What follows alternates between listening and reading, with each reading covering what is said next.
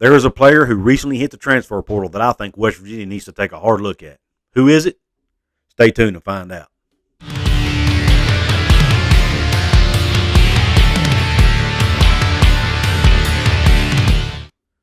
What is up, college sports fans, fellow members of Mountaineer Nation? This is Coos, and welcome in to yet another edition of Coos' Corner, where you can sit back, relax, let the cares and worries of this world take a back seat for just a few minutes as I pour you out a shot of top-shelf college football content.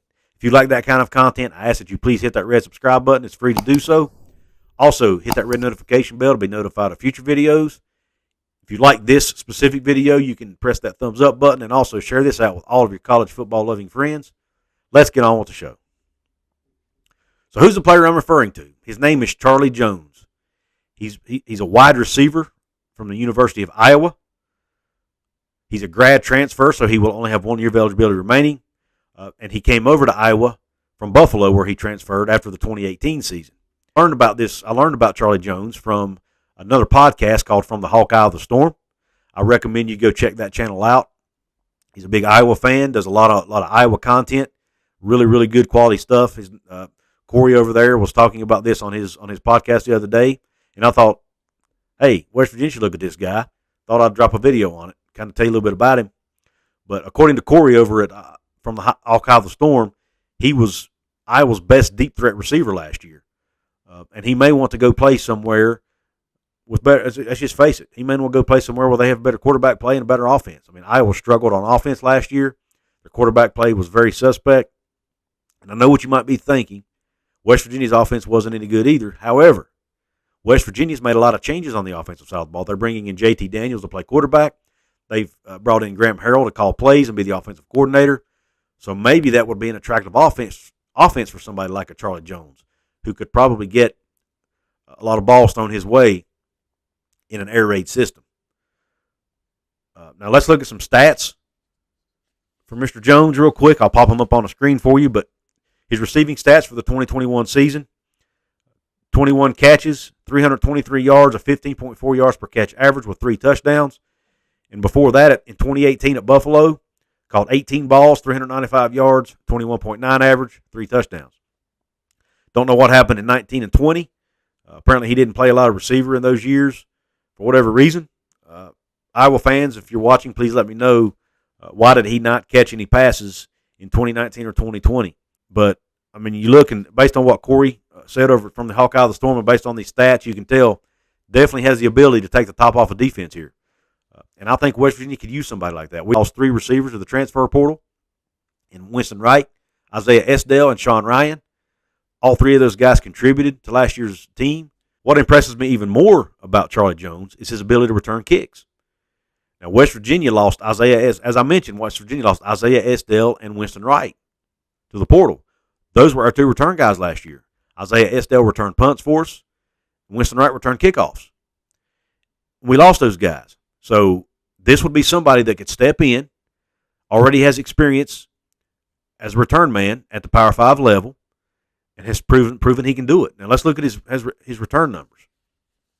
You look at the 2021 season, he returned 25 kickoffs for 635 yards, an average of 25.4 yards, which was good for 25th nationally. Also had a touchdown. It came against Illinois. It was a 100-yard kick return, touchdown.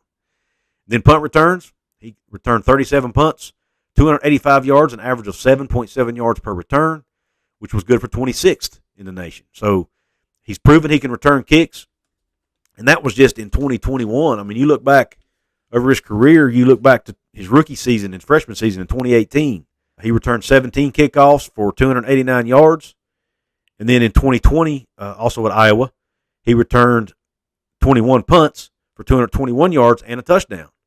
So he has 2 return touchdowns in his career at Iowa against Power 5 competition. So I really think West Virginia should take a look at this guy, not only for his receiving ability, but even more importantly, for his ability to return punts and kicks. Now, there may be already somebody on the roster that I'm not aware of who can do a good job of returning punts and kicks, but so far, it's nobody I've seen. Now, maybe some of these younger guys, these incoming guys can do it. Sam James has tried his hand at it a few times, has had some struggles there. Grayson Malashevich, another receiver, has tried his hand at it. He's had some struggles. So this is one area West Virginia really needs to improve in, and I think this guy brings that to the table. So if I'm the Mountaineer coaching staff, I'm pressing hard and going after this young man. Let him come in and play his last year in Morgantown. Now, the one downside is he is a Midwest kid. He's from the state of Illinois, is my understanding. But I don't know if staying close to home matters. But if so, Notre Dame could be a school he could take a hard look at. I read an article from a Notre Dame site. Notre Dame is looking for some receivers as well, and this young man may fit the mold. And if he goes to Notre Dame, he could stay close to home and also go to a team that could potentially have a really good offense. So there again, I don't know what he's looking for, but if I'm the Mountaineer coaching staff, I'm taking a really hard look at this young man and making him an offer. Let me know in the comments section, Mountaineer fans, what do you think about this young man? Do you think we should go after him?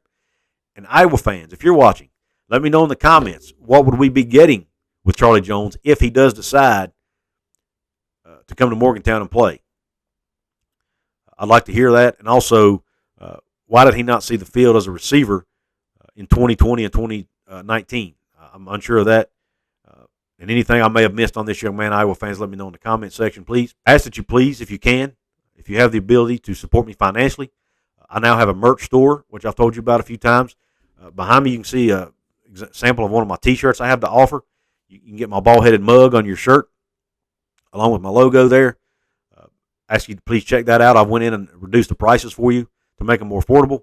On almost every item in that store, I went in and lowered the prices. Another way you can support me is by hitting the join button right below the video. Become a member of the channel. Take advantage of those perks. You can hit the thanks button right below the video. Make a small donation that way as well. Also, check out the links in the description box for Fanatics, for Amazon, and for BetUS.com. All that will help me out as well. And if you can't do any of that and you want to support me for absolutely free, it's the big four that we always ask for, us YouTubers ask for. It's liking, sharing, commenting, subscribing. All those things are free. They all help us out and will help us grow our channel and get our videos out to a wider audience. I really appreciate you tuning in. And until next time, Q Country Roads.